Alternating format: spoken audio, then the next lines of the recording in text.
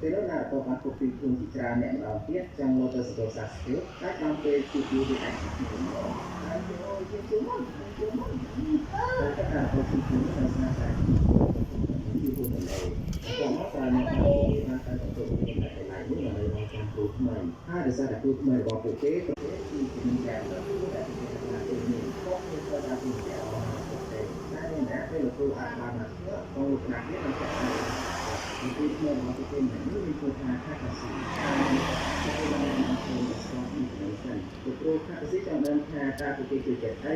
អីថាតែពួកគាត់ចង់ជួយអីក៏អត់ដឹងដែរមកឲ្យមានគោលនិយាយគឺមានស្គាល់និយាយទៅនិយាយហ្នឹងក៏មកដល់វិញណាទៅតែជាហត់មានតែជួយចិត្តគឺណាក៏មានការថាទៅជាអត់ទៀតគឺទៅបន្តមកដល់វិញសាស្ត្រក៏បាននិយាយពីលើស្ព្រឹករបស់ពេលលឿនទៅណា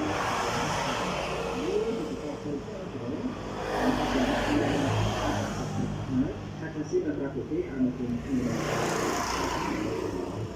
តែនេះណាគឺអត់បានបានជាការពិភាក្សាផងតែហើយចាំរហូតដល់ពេលទៅទៅក៏